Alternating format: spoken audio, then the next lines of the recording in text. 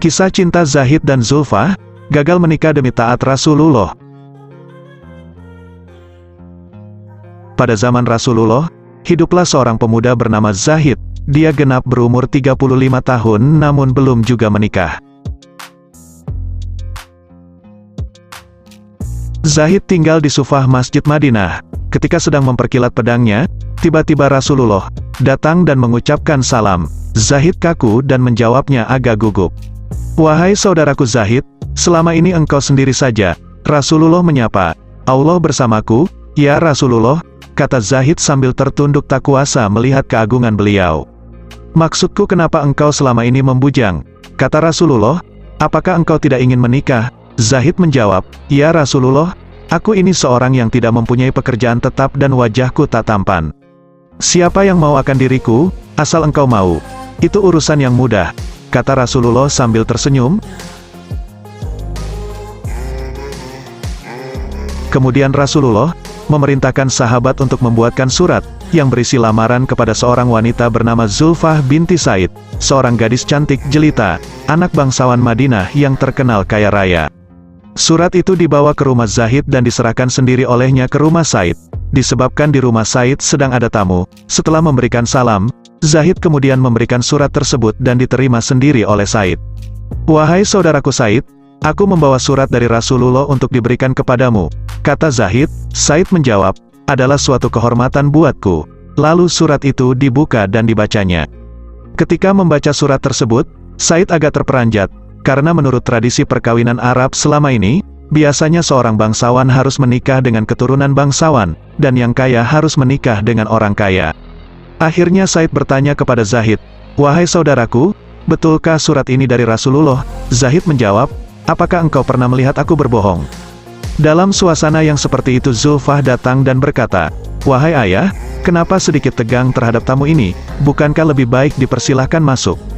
"Wahai anakku," kata Said, "ini adalah pemuda yang sedang melamarmu untuk menjadi istrinya."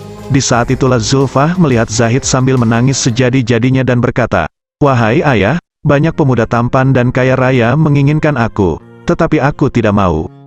Dan Zulfah merasa dirinya terhina. Maka Said berkata kepada Zahid, "Wahai saudaraku, engkau tahu sendiri anakku tidak mau. Bukan aku menghalanginya dan sampaikan kepada Rasulullah bahwa lamaranmu ditolak."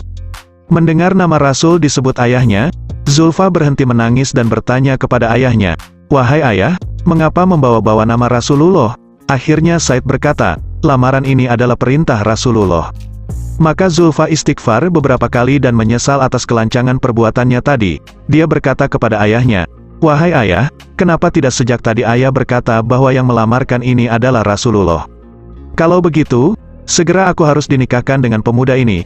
Zulfah ingat firman Allah dalam Al-Quran, "Sesungguhnya jawaban orang-orang mukmin, bila mereka dipanggil kepada Allah dan Rasul-Nya agar Rasul menghukum, mengadili, di antara mereka ialah ucapan, 'Kami mendengar, dan kami patuh.' Dan mereka itulah orang-orang yang beruntung." Surat An-Nur ayat 51. Zahid pada hari itu merasa jiwanya melayang-layang ke angkasa.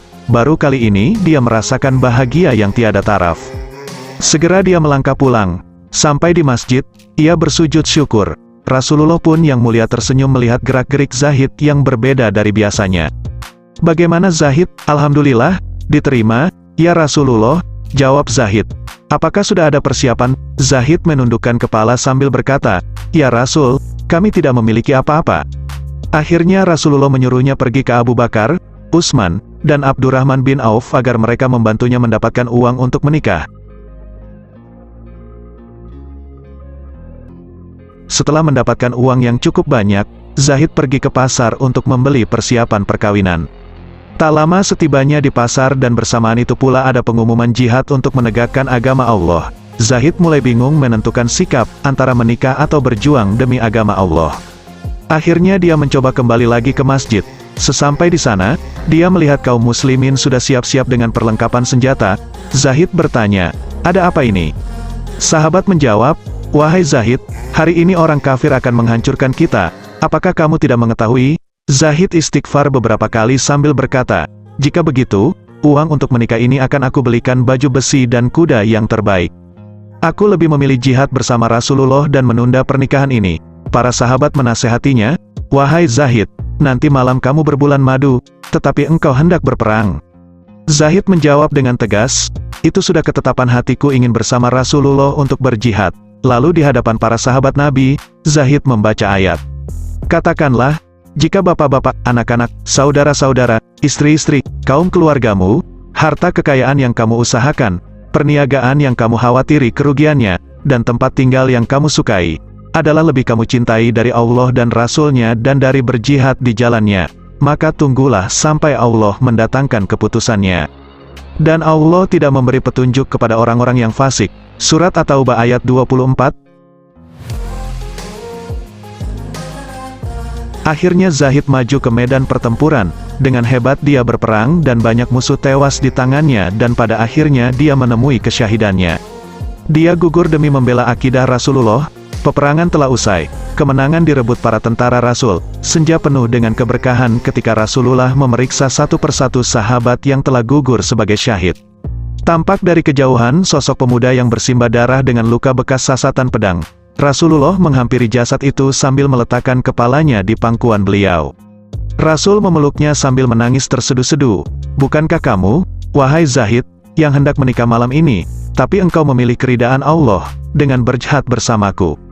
Ucap Rasulullah. Tak lama kemudian Rasulullah tersenyum dan memalingkan muka ke sebelah kiri karena malu. Lantaran sesosok bidadari cantik dari surga menjemput ruh mulia pemuda itu, sambil tersingkap kakinya, sehingga tampak keindahan betis hingga membuat Rasulullah malu. Rasulullah lalu berkata, "Hari ini Zahid berbulan madu dengan bidadari yang lebih cantik daripada Zulfah."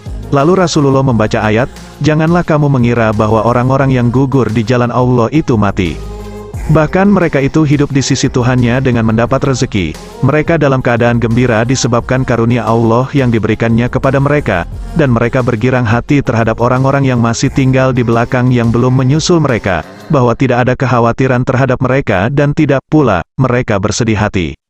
Surat Ali Imran ayat 169-170. "Dan janganlah kamu mengatakan terhadap orang-orang yang gugur di jalan Allah, bahwa mereka itu mati. Bahkan, sebenarnya, mereka itu hidup, tetapi kamu tidak menyadarinya." Surat Al-Baqarah ayat 154.